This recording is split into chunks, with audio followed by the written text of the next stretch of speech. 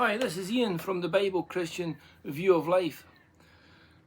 Today and this week indeed we've been celebrating the victory in Europe, 80th anniversary. But before we think about that, let me just quote from the Bible. In Revelation chapter 19 and verse 6, we read about the saints who have gone on before us, the Christians who have died and are up in glory, with all the serried ranks of angels praising the Lord. They cry out and they say, "The Lord God omnipotent reigneth." And what a wonderful verse. The Lord God omnipotent certainly does reign. 80 years ago today, actually, the 7th of May 1945, the Germans came to a city in northern France called Reims, and there they met with the Supreme Allied Commander of the Allied forces, and that was the American General Dwight Eisenhower. They came to sign a surrender document, total unconditional surrender, absolute surrender. But prior to this, on the 4th of May, the Germans went to see the British Field Marshal Bernard Montgomery just east of Hamburg in his temporary headquarters. They came to sign unconditional surrender of all German forces in the northwest of Germany, in the Netherlands and Denmark. What happened was, a few days before, Adolf Hitler, as you know, committed suicide, but before he died, he appointed his most trusted military commander, Grand Admiral Karl Donitz, to be the supreme leader of Germany. Donitz knew that there was secret information that was passed to him. He knew that the Allies had made a secret deal with each other, that they would divide Germany up. The East would go to Russia, and the West would be divided amongst the Americans, the British, and the French. Donitz wanted a ceasefire so that it would give time for German forces and German people to flee the wrath of the Russians pouring into Germany. And it's understandable, the Russians really were wanting vengeance. So Donitz wanted time for Germans to flee across into the west, across the Elbe River. He sent a delegation to Montgomery asking for conditional surrender. Montgomery absolutely refused. Eventually, Karl Donitz had to give in. And on the 4th of May, he sent a delegation to see Bernard Montgomery, and they signed this document of absolute surrender of all the troops, the German troops in northwest Germany, the Netherlands and Denmark. And then on the 7th of May, so it's 80 years ago today, they then went to see Dwight Eisenhower, and they signed a total surrender of all German forces everywhere, absolute unconditional surrender. The surrender didn't take place, though, wasn't completed until the deal was until 1 minute after 11 p.m. on the 8th of May. And the reason for that was to allow time to tell all the forces that the war was at an end. However, in Russia, in Moscow, Joseph Stalin, the leader of the Soviet Union, wasn't happy.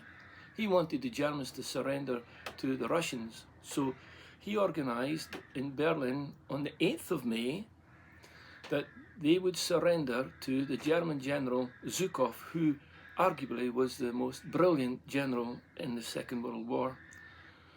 And that's what happened. However, the same time was agreed, which was 1 minute after 11 p.m. on the 8th of May. However, that was Central European time.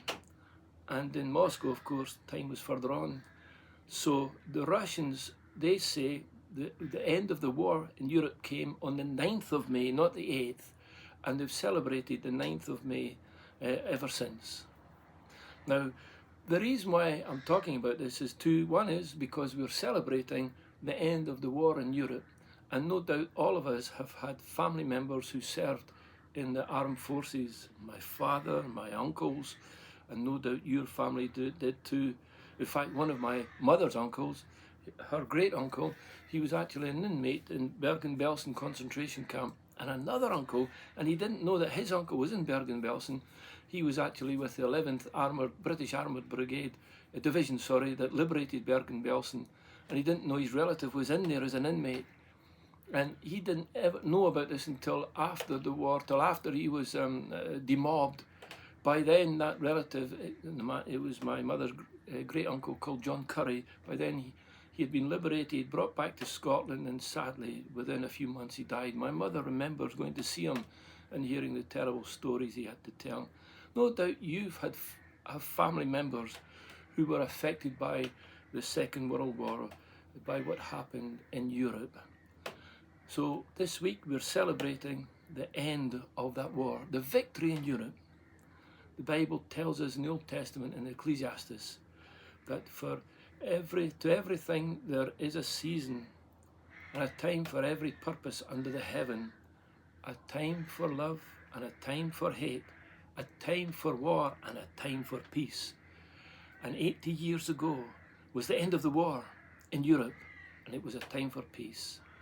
It was a time for Germany to surrender absolutely and unconditionally to the Allied forces. It had to be unconditional surrender. It just had to be, because of all the atrocities the Germans had done. Now that brings me back to my point. The Lord God omnipotent reigneth. We do not understand how God moves and works in this world, but one thing we do know, the Bible is crystal clear. God is intimately involved in every detail in everyone's life, in your life and mine. He was involved in the war. And we don't understand what God is doing. As the hymn writer said, God moves in a mysterious ways, his wonders to perform. We don't understand what God is doing, but he's the boss and he's in control. Now what we do know from Revelations chapter 19 is that the saints who've passed on, who've been promoted to glory, who are up there in heaven now, up there in the sunburst of eternity, they had seen the Lord's great master plan unfurled and completed, the decree of God. They'd seen it completed. We haven't seen that, but they're telling us that the Lord God omnipotent reigns. We don't understand what God is doing, but 80 years ago today, he brought peace. And it's been a peace that this world has been blessed with ever since.